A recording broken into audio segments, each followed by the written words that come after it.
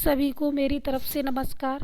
आज मैं आप लोगों के लिए, आप सबके लिए आधुनिक कला का फर्स्ट वीडियो लेकर आई हूँ, जो आप लोगों के लिए बहुत ही महत्वपूर्ण होगा। इसमें किसी भी टीजीटी, पीजीटी, नेट, एलटी या कोई भी क्वेश्चन हो, इसमें मिल जाएगा।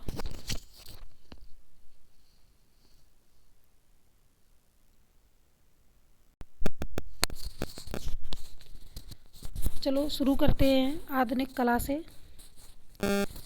जो ये आधुनिक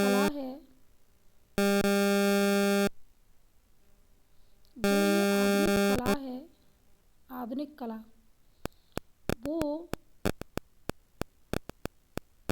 18वीं ईस्वी से हमारे जो वर्तमान तक चली आ रही है, वो आधुनिक कला ही है। आधुनिक कला का समय 1800 ईस्वी से वर्तमान तक है। इसका हम फर्स्ट वो पढ़ते हैं। तिब्बती इतिहासकार लामा तारानाथ ने दक्षिण चित्रकला के 3 कलाकारों के विषय में उल्लेख किया है। वो हैं जय, पराजय और विजय। तिब्बत के जिन्होंने तिब्बती इतिहासकार लामा तारानाथ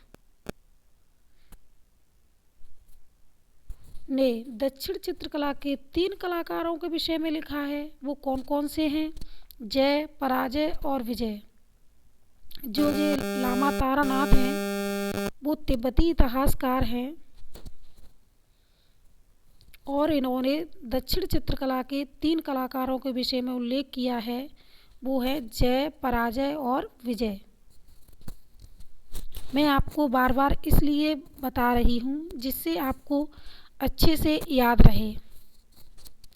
नंबर 2, दक्षिण में चित्रकला का विकास 2 भिन्न भिन्न संस्थाओं में हुआ।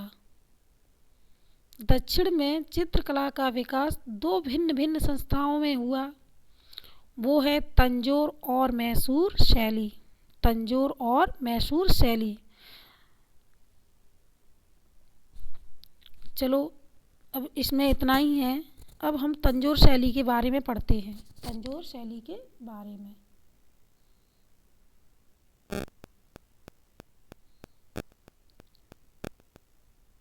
जो तंजौर शैली है, वो चोल राजाओं द्वारा, तंजौर शैली है वो चोल राजाओं की है और उसका जो वो है वो 18वीं शताब्दी की है। ये किस शताब्दी की? 18वीं शताब्दी की है।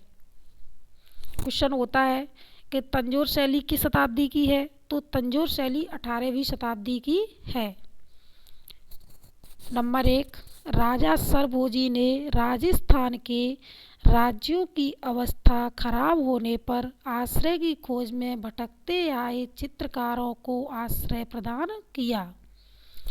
जो राजा सरभोजी थे वो तंजौर शैली के थे, तंजौर शैली के राजा थे।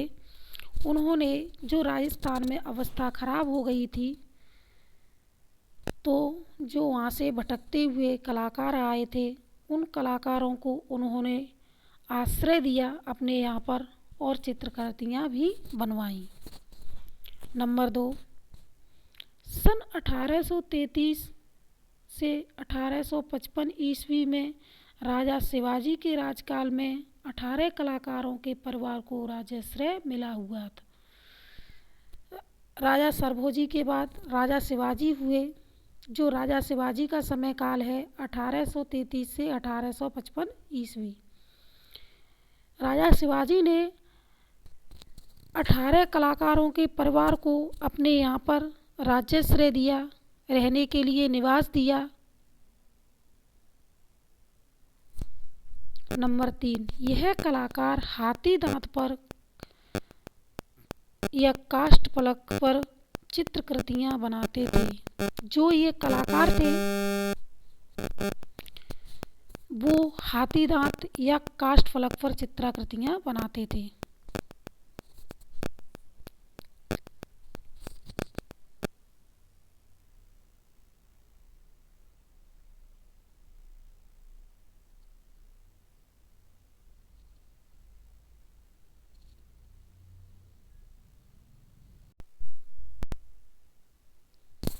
नंबर 3, बाद में जल रंग से चित्रित करने के पश्चात उनमें सोने के पत्थरों, बहुमूल्य पत्थरों को भी लगाए जाने लगा।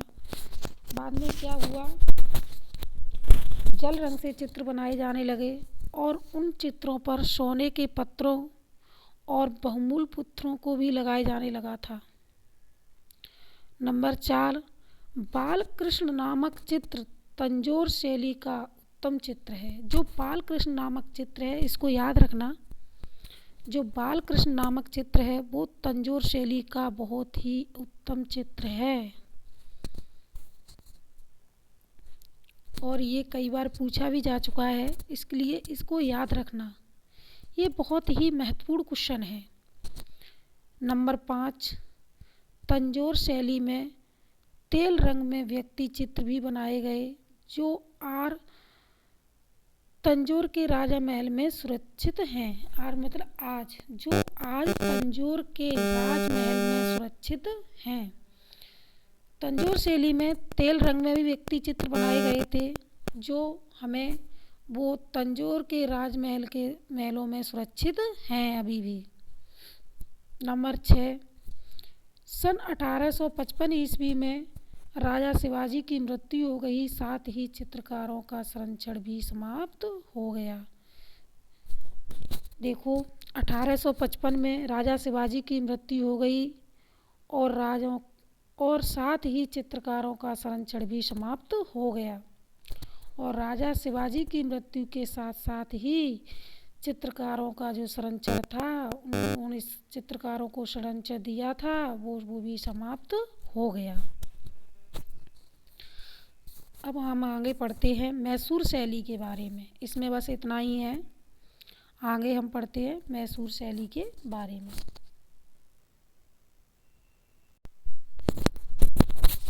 मैसूर शैली, जो हमारी ये मैसूर शैली है,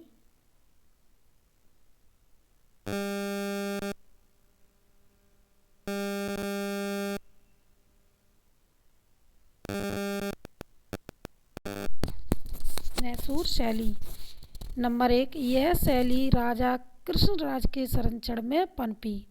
मैसूर शैली के जो राजा थे वो कौन थे? राजा कृष्णराज, और इन्हीं के संरक्षण में मैसूर शैली पनपी। वो मैसूर शैली के बारे में बस इतना ही है। फिर हम पढ़ते हैं उड़ीसा के पटचित्र। उड़ीसा के पटचित्र, जो उड़ीसा के पटचित्र हैं वो 17वीं शताब्दी के हैं। उड़ीसा के पटचित्र हैं वो 17वीं शताब्दी के हैं।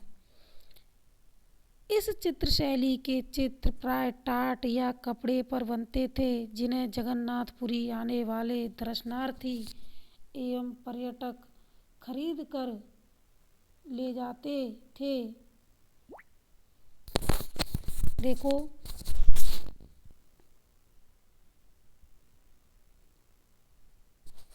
इस चित्र शैली में चित्र टाट और कपड़े पर बनते थे,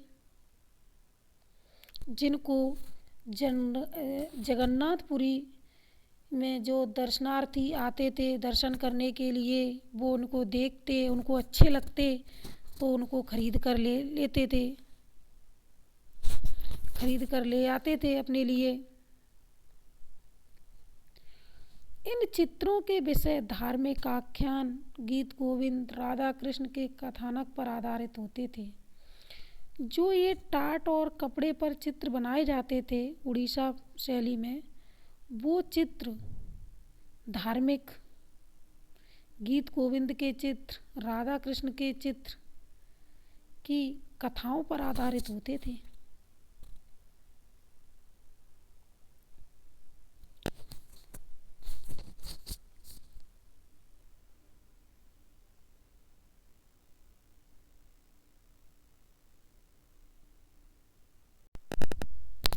इसके बाद पढ़ते हैं नाथद्वारा के पटचित्र।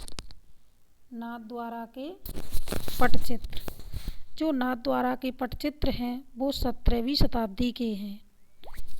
नाथद्वारा के जो पटचित्र हैं वो 17वीं शताब्दी के हैं। नंबर 1, राजस्थान में स्थित नाथद्वारा का प्रमुख आकर्षण श्रीनाथ जी हैं, जो भगवान कृष्ण का ही एक रूप है। नाथद्वारा शैली है वो राजस्थान की है, जो है 17वीं शताब्दी की है। और ये नाथद्वारा का नाम इसलिए पड़ा क्योंकि यहाँ पर एक श्रीनाथ जी की मूर्ति है। जो श्रीनाथ जी हैं वो भगवान कृष्ण ही हैं, भगवान कृष्ण ही हैं। इनके नाम पर ही नाथद्वारा शैली पड़ा। नंबर 2, इसमें पिछवाई या पटचित्र नाथद्वारा कला की मौलिक देन है। नाथद्वारा में जो प्रसिद्ध है वो पिछवाई और पटचित्रों के लिए प्रसिद्ध है। इसमें जो चित्र बनाए गए हैं वो मूर्ति के पीछे बनाए गए हैं, मूर्ति के पीछे पर्दे पर बनाए गए हैं, जो पिछवाइयों के लिए प्रसिद्ध है, जो एक पटचित्र है। नंबर 3, इन चित्रों को भगवान की प्रतिमा के पीछे भित्ति की सजाने हेतु प्रयुक्त किया जाता था। देखो नंबर 3, इन चित्रों को जो भगवान ने थे, श्रीनाथ जी थे, भगवान कृष्ण थे, चाहे भगवान कृष्ण कह लो चाहे श्रीनाथ जी कह लो, एक ही हैं। उनके पीछे जो भित्ति होती थी उनको सजाने हेतु ये प्रयुक्त किए जाते थे। इन चित्रों को जो उस पर बनाया जाता था। ये नंबर 4, ये पिछवाई 20 से 25 फीट लंबी व चौड़ी होती थी। जो ये पिछवाई होती थी वो 20 से 25 फीट लंबी चौड़ी होती थी, जिन पर कृष्ण लीला, श्रीनाथ जी के उत्सवों की झांकी, प्रकृति चित्रण विषय वस्तु पर आधारित है। ये चित्र छोटे बड़े अनेक आकारों में बनते थे। जो ये पीछे श्रीनाथ जी के पिछवाइयाँ बनाई जाती थी वो 20 से 25 फीट लंबी होती थी, जिन पर कृष्ण लीला के चित्र, श्रीनाथ जी के उत्सवों की झांकियाँ, प्रकृति चित्रण बनाए जाते थे, छोटे बड़े आकारों में बनाए जाते थे, इसलिए बहुत ही सुंदर थी वो, और उनको पिछवाइयों के नाम से प्रसिद्ध किया गया। नंबर 5, चित्र पर टेम्पल पद्धति से रंग छाया प्रकाश का प्रभाव देकर सोने चांदी का वक्र का प्रयोग आवश्यकता करते थे। देखो चित्र पर जो चित्र बने हैं वो टेम्परा पद्धति में बने हुए हैं। जो पिछवाइयाँ बनी हुई हैं वो टेम्परा पद्धति में बनी हुई हैं और उनमें छाया प्रकाश का प्रभाव दिया हुआ है और उनके ऊपर सोने चांदी के वक्र का प्रयोग भी हुआ है।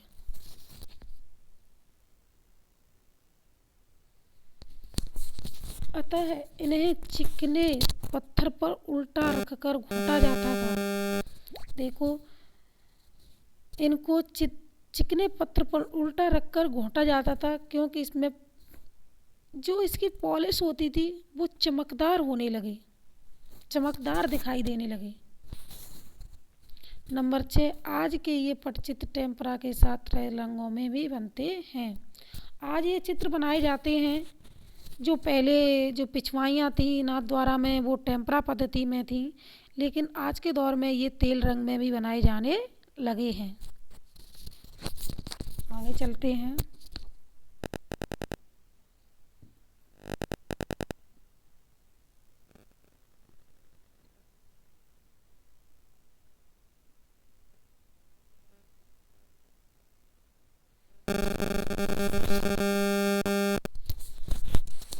कालीघाट या बाजार चित्र 19वीं शताब्दी। कालीघाट या बाजार चित्र 19वीं शताब्दी। जो कालीघाट बाजार चित्र हैं वो 19वीं शताब्दी का है, याद रखना इसको। बंगाल प्रदेश के कोलकाता शहर में कालीघाट का मंदिर काली माता को समर्पित है। जो बंगाल प्रदेश में है, बंगाल प्रदेश कोलकाता शहर में जो कालीघाट का मंदिर है वो काली माता को समर्पित है। वहाँ के ही इस पर ही कालीघाट बाजार या कालीघाट चित्रशैली नाम पड़ा। नंबर 2, उस समय बंगाल में भगवती काली की आराधना शिव के पूजन से ज़्यादा हो गई थी। देखो, 19वीं शताब्दी में वहाँ पर शिव जी की पूजा से अधिकता माता भगवती काली की पूजा होती थी। वहाँ पर जो बंगाल शहर में शिव जी की पूजा से अधिकता भगवती काली की आराधना वहाँ पे होती थी, इसलिए ये कालीघाट बाजार चित्रशैली पड़ा। नंबर 3, डब्ल्यू.जी. आर्चर ने इन्हें बाजार पेंटिंग से संबोधित किया। जो हमारे डब्ल्यू.जी. आर्चर हैं, इन्होंने इस शैली को बाजार पेंटिंग नाम दे दिया कि ये बाजार पेंटिंग हैं। नंबर 4, इसमें खनिज रंगों से टेम्परा विधि में गहरे भड़कीले रंगों का चित्रण करते थे। देखो, जो इसमें यहाँ पर जो चित्राकृतियाँ बनती थी कालीघाट शैली में, वो टेम्परा पद्धति में बनती थी। खनिज रंगों से भड़कीले रंगों को भरा जाता था इनमें। नंबर 5, संगीत का अभ्यास करते हुए चित्र कालीघाट शैली। जो संगीत से अभ्यास करते हुए चित्र है वो कालीघाट शैली का इम्पोर्टेंट चित्र है। इसको याद रखना, जो संगीत का अभ्यास करते हुए चित्र है वो कालीघाट शैली का बहुत ही महत्वपूर्ण चित्र है।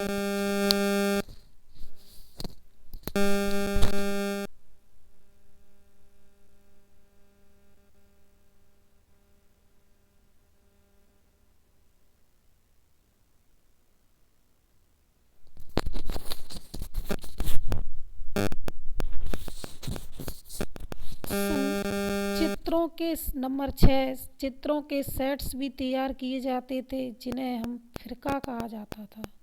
देखो, यहाँ पर चित्रों के सेट भी तैयार किए जाते थे, इनको फिरका का नाम दिया जाता था कि ये फिरका है। सेट वही होते हैं 20, 12, 14 चित्रों को मिला के जो सेट्स तैयार किए जाते हैं उनको फिरका कहा जाता था वहाँ पर। नंबर 7, इस शैली के कुछ चित्रकार एन.सी. केसी घोष, नीलमणि दास, गोपाल दास, पाल बैरागी नाम थे। इस शैली के जो प्रमुख चित्रकार थे वो थे एन.सी. घोष, केसी घोष, नीलमणि दास, गोपाल दास, पाल तथा बैरागी नाम थे। वैसे मुख्य तो यही दो पूछे जाते हैं, एन.सी. घोष और केसी घोष। कभी कभी ये बैरागी भी पूछ लिया जाता है।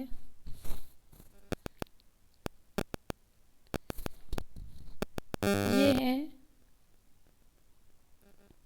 कालीघाट शैली के चित्रकार हैं। नंबर 8, 1971 ईस्वी में डब्ल्यू.जी. आर्चर की पुस्तक कालीघाट पेंट प्रकाशित हुई। 1971 ईस्वी में जो डब्ल्यू.जी. आर्चर की पुस्तक है Kalighat painting, best important, Kalighat painting प्रकाशित हुई 1971 में। क्वेश्चन नंबर 9, मुकुल चंद्र डे का लेख drawings and paintings of Kalighat, ये 1941 ईस्वी में प्रकाशित हुआ। मुकुल चंद्र डे का लेख है जो drawings and paintings of Kalighat 1941 में प्रकाशित हुआ। Number 10, A K. मुखर्जी का शोध पत्र, ए.के. मुखर्जी का शोध पत्र Kalighat focus painters, Kalighat focus painters जो 1971 ईस्वी में प्रकाशित हुआ। जो ए.के. मुखर्जी का शोध पत्र है कालीघाट फोक पेंटर्स, वो 1971 में ईस्वी में प्रकाशित हुआ। आगे बढ़ते हैं।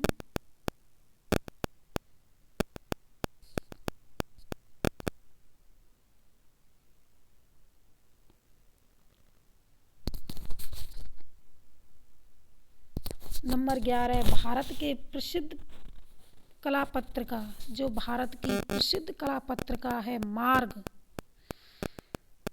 कालीघाट चित्रों को ही समर्पित है। जो भारत की प्रसिद्ध कला पत्रिका मार्ग है वो कालीघाट चित्रों को ही समर्पित है।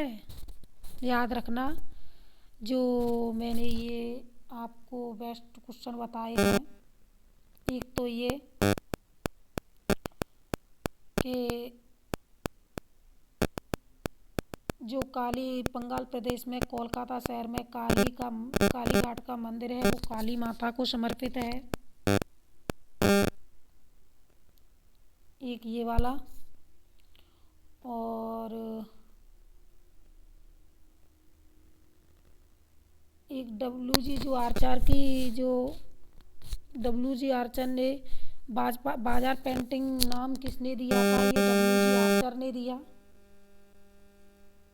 इसको याद रखना, बाजार पेंटिंग नाम दिया कालीघाट को, जो बाजार पेंटिंग नाम दिया है वो डब्ल्यू.जी. आर्चर ने दिया। Best important. और संगीत का अभ्यास करते हुए चित्र है, जो कालीघाट शैली का इम्पोर्टेंट चित्र है, इसको याद रखना।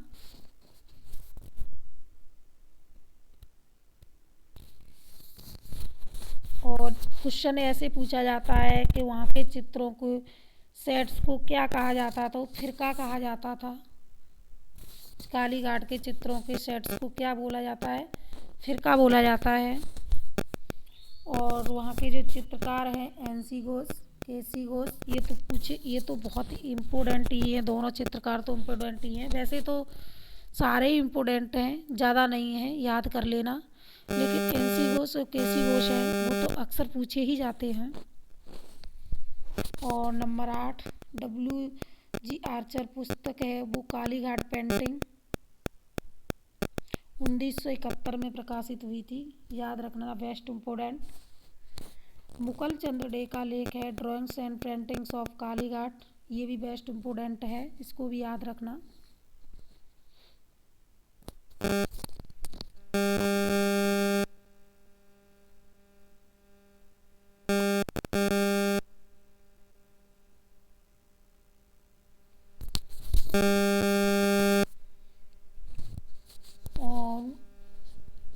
जी नंबर 10, ए.के. मुखर्जी का जो शोध पत्र है कालीघाट फोक पेंटर्स, ये भी बेस्ट इम्पोर्टेंट है, याद रखना इसको भी। जो 1971 ईस्वी का है, ए.के. मुखर्जी का जो शोध पत्र प्रकाशित किया था कालीघाट फोक पेंटर के नाम से। और ये हमारा 11वीं क्वेश्चन भी इम्पोर्टेंट है। जो भारत की प्रसिद्ध कला पत्रिका है मार्ग, वो कालीघाट चित्रों को ही समर्पित है, इसको भी याद रखना।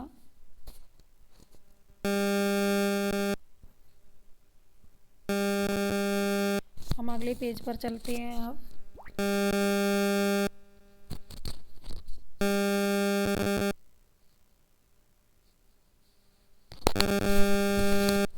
पढ़ते हैं पटना या कंपनी शैली। पटना या कंपनी शैली, जो पटना या कंपनी शैली है वो है 19वीं शताब्दी की शैली है।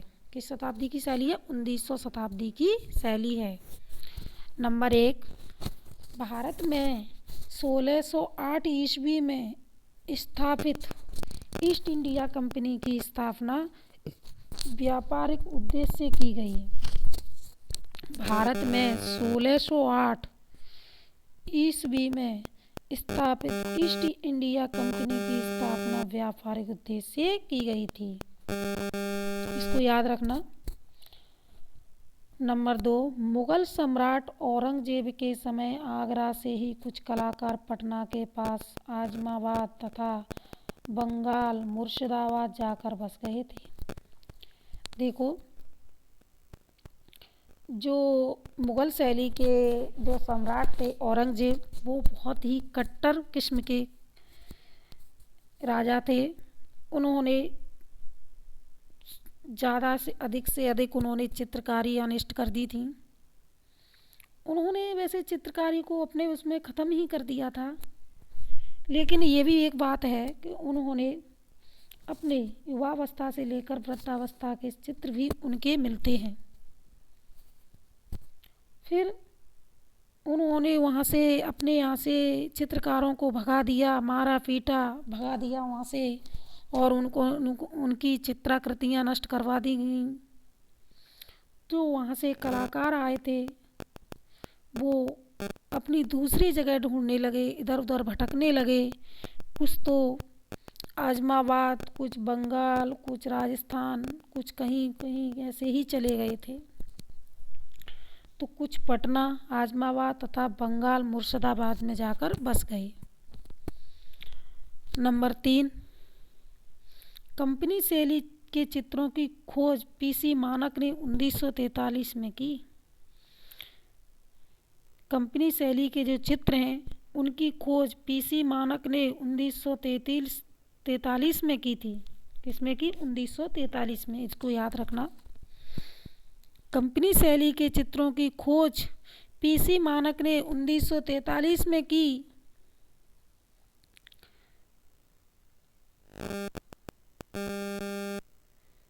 नंबर 4,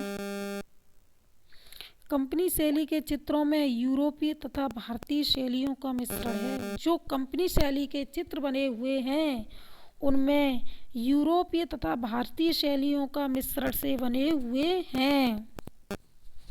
उसमें यूरोपीय तथा भारतीय शैली का मिश्रण है। नंबर 5, इस शैली का जन्म भारत के विकसित मुगल तथा यूरोपीय शैली के सम्मिश्रण का परिणाम था। देखो, इस शैली का जन्म मुगल शैली से भागे हुए कलाकार आए थे, इनका जन्म मुगल शैली से ही हुआ। इसका जन्म मुगल शैली से ही हुआ। जो यूरोपीय शैली के सम्मिश्रण को परिणाम था। नंबर 6, मानव आकृतियों के मुखाकृतियाँ प्राय डेढ़ चश्म की बनाई गईं। जो कंपनी शैली में मानवाकृतियाँ थीं वो मुख्य आकृतियाँ प्राय डेढ़ चश्म की बनाई गई थी। नहीं थी, डेढ़ चश्म की बनाई गई। मानवाकृतियाँ कंपनी शैली में मानवाकृतियों की जो मुखाकृतियाँ हैं वो डेढ़ चश्म की बनाई गई। इसको याद रखना, बेस्ट इम्पोर्टेंट है ये। नंबर 7, यहाँ के जो धनी लोग थे, धनी अंग्रेज व्यापारियों तथा पदाधिकारियों के आश्रय में ये कलाकार एंग्लो इंडियन स्टाइल में चित्रण यानी अर्ध यूरोपीय ढंग से करते थे, चित्र बनाते थे। देखो, यहाँ के जो कलाकार थे उन्हीं के चित्र बनाते थे, धनी लोगों के चित्र बनाते थे, अंग्रेजों के, व्यापारियों के, हरियों के चित्र बनाते थे। जो ये चित्र होते थे वो एंग्लो इंडियन स्टाइल में होया करते थे, यानी अर्ध यूरोपीय ढंग से बनाए जाते थे। नंबर 8, यह चित्र विदेश इंग्लैंड तथा अन्य पाश्चात्य देशों में भेजे जाते थे। जो ये चित्र एंग्लो इंडियन स्टाइल में बनाए जाते थे, बड़े बड़े धनी लोगों के चित्र बनाए जाते थे, वो विदेशों में भेजे जाते थे, इंग्लैंड तथा पाश्चात्य देशों में भेजे जाते थे। नंबर 9, कंपनी शैली का मुख्य केंद्र पटना था। कंपनी शैली का मुख्य केंद्र क्या था? पटना। कंपनी शैली का जो मुख्य केंद्र था वो पटना था। इसको याद रखना।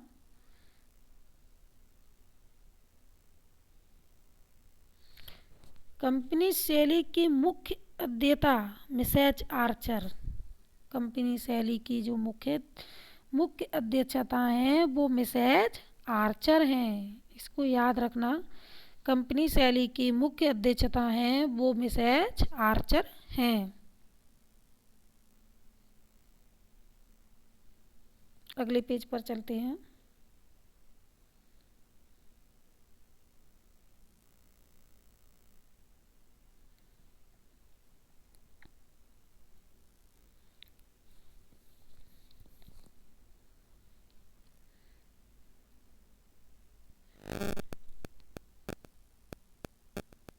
देखो, इसमें मैंने समझा नहीं पाया, दोबारा समझाती हूँ इसको मैं।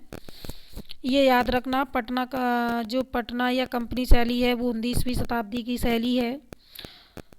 जो ईस्ट इंडिया कंपनी की स्थापना हुई थी वो 1608 ईस्वी में हुई थी। ठीक है। जो और मुगल सम्राट औरंगजेब के समय आगरा से ही कुछ कलाकार पटना आकर बस गए थे।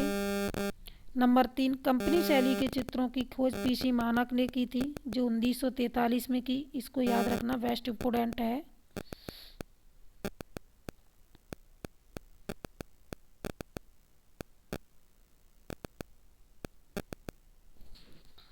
और जो कंपनी शैली के चित्र बनाए गए हैं वो यूरोपीय तथा भारतीय शैली में बनाए गए हैं। यूरोपीय तथा भारतीय शैली का मिश्रण है, इसको याद रखना। इस शैली का जन्म भारत में विकसित तथा मुगल तथा यूरोपीय शैली का सम्मिश्रण है। ये मुगल शैली से ही जन्मी एक शैली है जो कंपनी शैली है वो, इसको याद रखना। मानाकृतियाँ प्राय 1.5 चश्म की बनाई जाती थी। मानाकृतियों की जो मुखाकृतियाँ हैं वो 1.5 चश्म की बनाई जाती है, बेस्ट इम्पोर्टेंट है।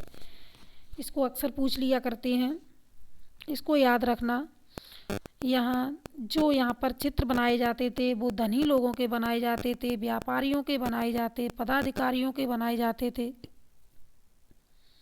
अंग्रेज लोगों के बनाए जाते थे।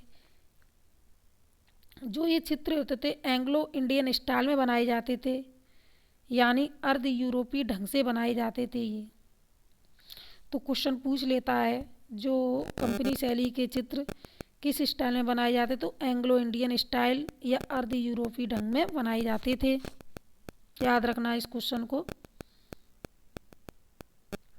यह चित्र विदेश, इंग्लैंड तथा पाश्चात्य देशों में भेजे जाते थे। तो ये चित्र बनकर इंग्लैंड में या पाश्चात्य देशों में भेजाया जाते थे पैसों के लिए।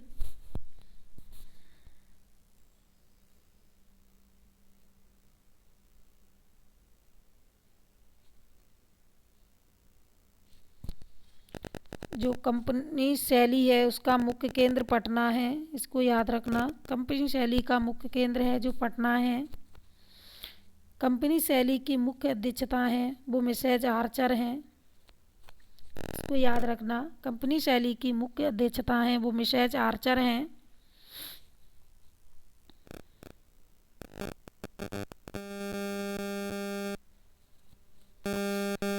अगले पेज पर चलते हैं।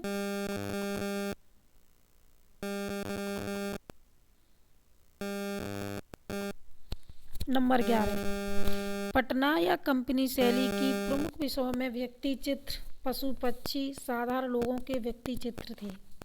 तो देखो, जो पटना या कंपनी शैली में चित्र बनाए जाते थे वो पशु पक्षियों पर, साधारण लोगों पर के व्यक्ति चित्र हुआ करते थे। नंबर 12, कंपनी शैली के चित्र प्राय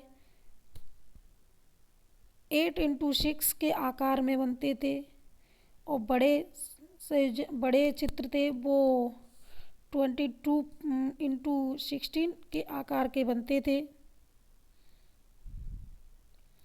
जो छोटे चित्र थे वो 8x6 आकार के बनते थे और जो बड़े चित्र बनाए जाते थे वो 22x16 आकार के बनते थे। किंतु छोटे चित्र आयात निर्यात में आसान होने के कारण अधिक प्रचलित थे।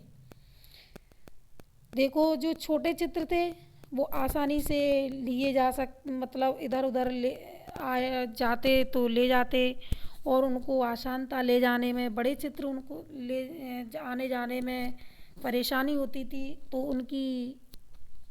उनकी वो कम थी। और जो छोटे चित्र थे उनकी ज़्यादा थी। इन चित्रों के साथ भी बनाए जाते थे जिनमें 10-12 या 14 चित्र होते थे। ये सेट स्थानीय भाषा में फिरका कहे जाते थे।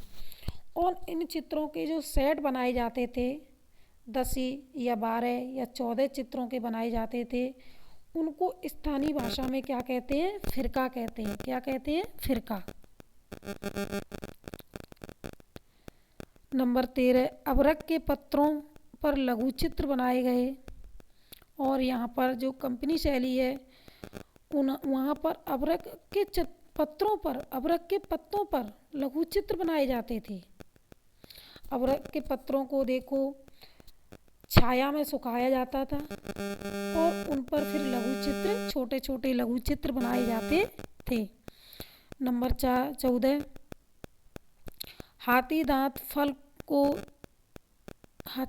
फल को एवं कागज पर भी चित्रों का निर्माण किया जाता था। हाथी दांत के फलकों एवं कागज पर भी चित्र निर्माण किया जाता था। हाथी दांत पर जो चित्र बनते हैं वो छोटे छोटे बनते हैं और कागजों पर भी चित्र का निर्माण हुआ था। कंपनी शैली में हाथी दांत पर भी चित्र बने थे। स्त्रियों के व्यक्ति, नंबर 15, स्त्रियों के व्यक्ति चित्र काल्पनिक स्त्री आकृतियों के टाइप पोर्ट्रेट्स थे जो पाश्चात्य चित्रों के आइडियल पोजेज के आधार पर थे। जैसे कि व्यक्ति चित्रों में चेहरा तो जीवित व्यक्तियों को देखकर बनाया जाता था और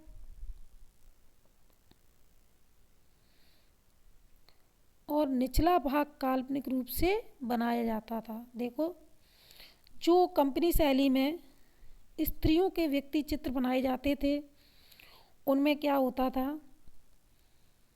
कि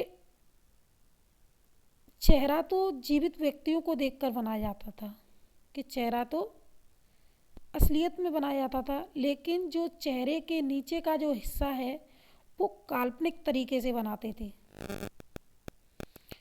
जो ये टाइप पोर्ट्रेट्स के नाम से बोले जाते थे। टाइप पोर्ट्रेट्स के नाम से बोले जाते थे।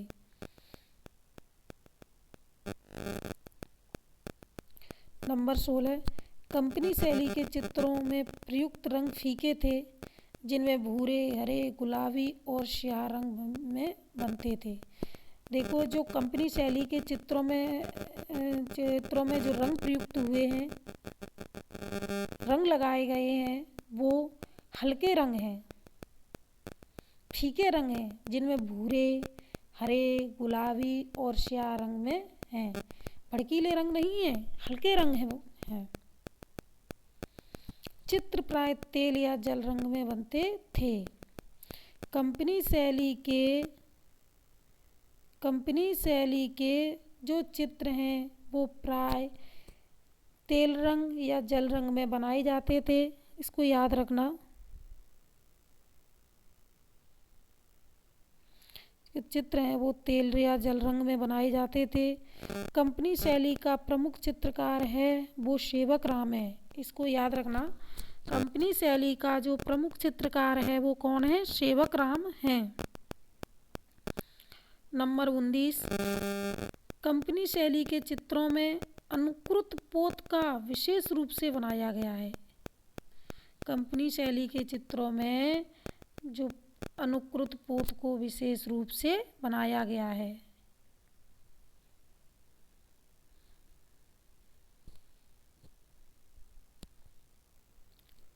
दोबारा रिपीट करते हैं, इसको हम अच्छे से समझाते हैं दोबारा से।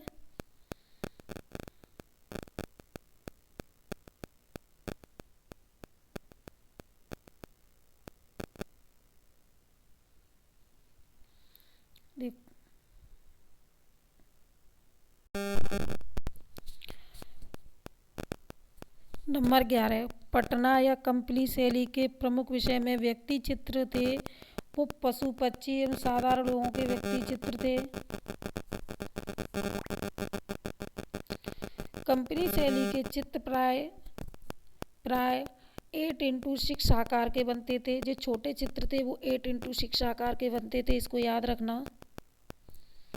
और जो बड़े चित्र हुआ करते थे वो 22x16 आकार के बनते थे। बेस्ट इम्पोर्टेंट है, इसको याद रखना। किंतु छोटे चित्र आयात और निर्यात में आसान होने के कारण अधिक प्रचलित थे। इतने बड़े चित्र नहीं थे, क्योंकि ये इंसान इधर उधर आता जाता था। अंग्रेज थे, धनी लोग थे जो इधर उधर आते जाते थे विदेशों से। उनके लिए जो छोटे चित्र थे वो आसानी से ले जाए जाते थे, बड़े चित्र थे वो ले जाए नहीं जाते सकते थे आसानी से। तो इसलिए इनकी प्रचलितता अधिक थी छोटे चित्रों की। ये चित्र 10-12 या चित्र के सेट से तैयार किए जाते थे। इनको स्थानीय भाषा में फिरका कहते हैं। 10-12 या चित्रों के सेट्स तैयार किए जाते थे। नंबर 13, अबरख के पत्रों पर लघु चित्र बनाए गए। देखो, कंपनी शैली में अबरख के पत्रों पर लघु चित्र भी बनाए गए, इसको याद रखना। कंपनी शैली में अबरख के पत्रों पर लघु चित्र भी बनाए गए। नंबर 14, हाथी दांत फलक को एवं कागज पर चित्रों का निर्माण किया गया। जो हाथी दांतों के फलकों पर और कागज पर भी चित्रों का निर्माण किया गया है कंपनी शैली में, इसको भी याद रखना।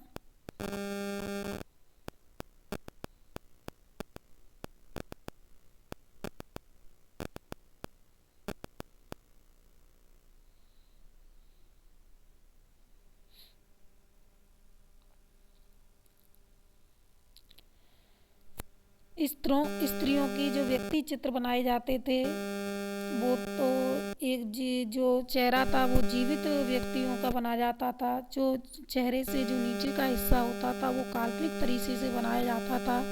इन चित्रों को टाइप पोर्ट्रेट नाम दिया गया। क्या ध्यान दिया? टाइप पोर्ट्रेट्स को याद रखना, जिन्हें आइडियल पोजेज के आधार पर बोलते हैं। नंबर 16, कंपनी शैली के चित्रों में प्रयुक्त रंग फीके होते थे, इसको याद रखना। कंपनी शैली में जो चित्र में रंग भरे जाते थे वो फीके भरे जाते थे, जिनमें भूरे, हरे, गुलाबी, श्याम रंग होते थे। नंबर 14, चित्र प्राय तेल या जल रंग में बनते थे। जो कंपनी शैली में चित्र बनाए जाते थे वो तेल या जल रंग में बनाए जाते थे, इसको भी याद रखना, बेस्ट इम्पोर्टेंट है।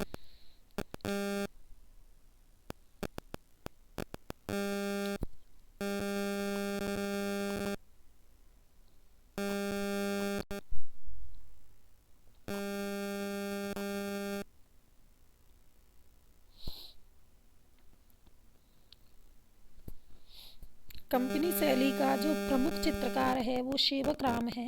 क्वेश्चन पूछ लिया जाता है कि कंपनी शैली का प्रमुख चित्रकार कौन है, तो वो कौन है? सेवक-राम। याद रखना, कंपनी शैली के चित्रों में अनुकृत पोत का विशेष रूप से बनाया गया है। कंपनी शैली के चित्रों में जो अनुकृत पोत है वो विशेष रूप से बनाया गया है, याद रखना इसको भी। आगे बढ़ते हैं।